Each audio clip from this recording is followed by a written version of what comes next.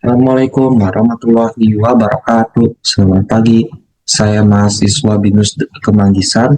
Saya akan menjelaskan mengapa ada polusi di era sekarang dan kenapa hal itu bisa terjadi.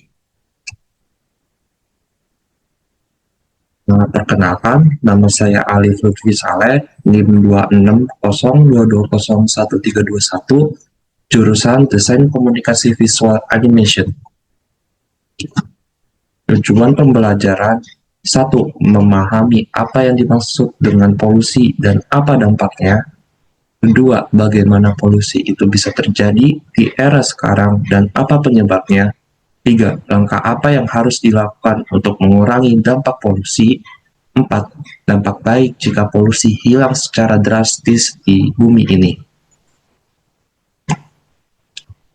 Apa itu paparan polusi? Paparan polusi adalah pencemaran lingkungan oleh materi biologis dan zat-zat berbahaya seperti asap pabrik, pembuangan limbah tidak pada tempatnya, dan yang lain-lain, yang menyebabkan kerusakan lingkungan yang mengganggu kesehatan manusia dan hewan-hewan. Zat-zat yang ada pada kandungan polusi, contohnya seperti polusi udara oleh sulfur dioksida, yang disebabkan oleh asap kendaraan motor, pembakaran industri, dan yang lain-lain, dan polusi karbon monoksida yang disebabkan oleh pembakaran batu bara, dan yang lain-lain. Mengapa polusi itu bisa terjadi? Ada dua. Yang pertama, zat-zat beracun yang tersebar di dunia. Pada dasarnya, bumi sebenarnya merupakan tempat yang baik bagi manusia dan hewan, karena alam mempunyai suasana yang sejuk yang menyebabkan manusia menjadi sehat.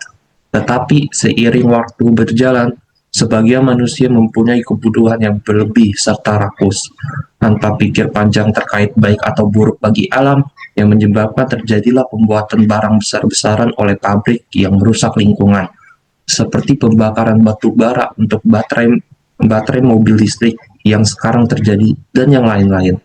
Kedua, pohon-pohon ditebang secara liar, dan pada dasarnya tumbuhan-tumbuhan bisa menyaring polusi tersebut, yang meningkatkan kualitas tanah yang menyebabkan keteduhan yang membuat suhu udara lebih sejuk.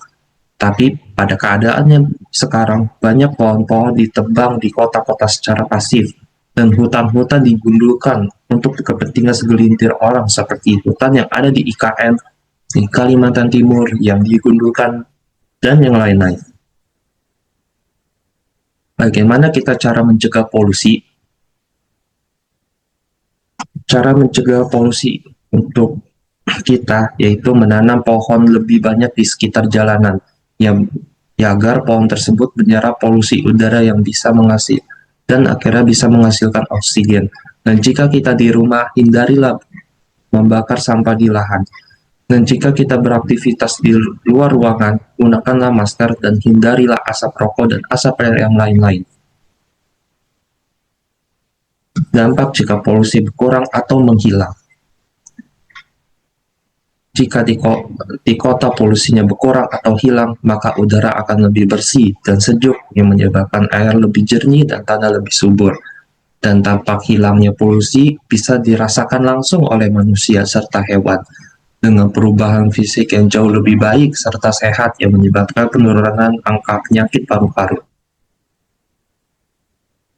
Kesimpulan terkait polusi: banyak sekali penyebab polusi yang bisa terjadi di Indonesia, dari yang kita bisa kurangi dampak polusinya sampai ada yang kita tidak bisa kurangi dampaknya karena kebutuhan industri terkait kebutuhan tangan para konsumennya yang sudah disetujui oleh pemerintah, yang menyebabkan polusi terbagi menjadi tiga penyebab utama, yaitu polusi yang sumbernya bergerak seperti dari asap kendaraan, polusi sumbernya yang tidak bergerak seperti asap pabrik, dan polusi penggunaan bahan bakar fosil secara besar-besaran, yang menyebabkan kita semua, mau itu pemerintah, industri, dan masyarakat, harus ada kesadaran terkait menjaga lingkungan tersebut dan mengurangi polusi untuk berlangsungan hidup lingkungan bagi masa depan dan masa yang akan datang. Oke, ini konten terkait referensi tersebut. Sekian dari saya, terima kasih. Wassalamualaikum warahmatullahi wabarakatuh.